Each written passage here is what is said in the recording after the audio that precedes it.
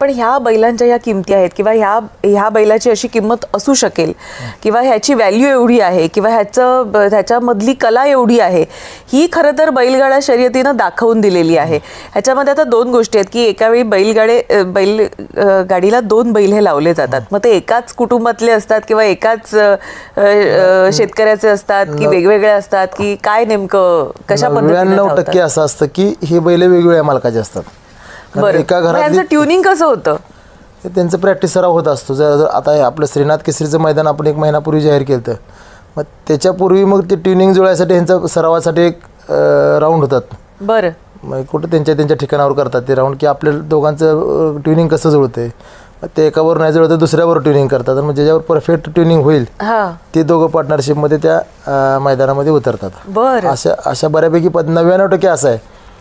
क्वचितच असं बघायला मिळतं की एका घरातली दोन्ही बैल एकाच गाडीला झोपलेले आहेत म्हणून, असं क्वचितच बघायला मिळतं. मग त्यांचं ट्युनिंग जास्त असेल ना? ते असायला पाहिजे, पण ते घरची दोघं असली की पळत नाहीत असं त्यांचं एक म्हणजे त्यांच्यातली चर्चा बैल मालकांच्यातली. घरची दोघं असली की चांगली पळत नाही ट्युनिंगनं. बाहेरचा एखादा चांगला लावला मग ते ट्युनिंग चांगलं जमतं असं. इकडे सुद्धा बाहेरच्या बैलाला, पण त्याच्यामुळे काय होतं की जास्त लोकांची इन्व्हॉल्वमेंट आहे.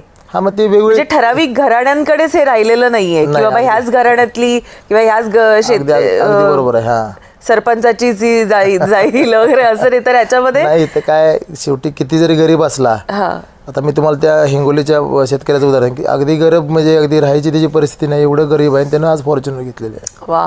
म्हणजे डोक्यावर कर्ज असताना जो पळणारा बैल आहे, जो खरोखर त्याच्याकडे क्वालिटी आहे, तोच इथं विजय होणार आहे. म्हणजे काय अगदी सरपंचाचा बैल आहे म्हणून तोच पहिला आला पाहिजे असं यात काय होणार नाही, कारण बैल जो पळेल त्याचा नंबर येणार आहे. खरंय खरंय खरंय.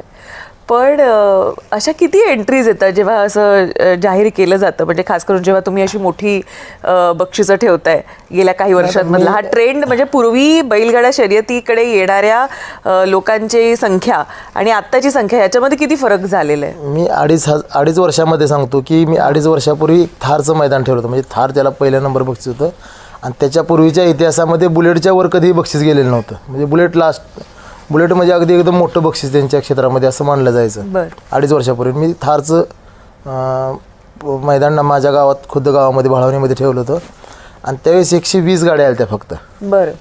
ह्याच्यावरून तुम्ही कम्पॅरिझन करू शकता की आज किती बदल झाला आहे. 2.5 वर्षापूर्वी 120 गाड्या आलेल्या होत्या आणि कालच्या मैदानामध्ये माझ्या 2000 गाड्या आलेल्या होत्या.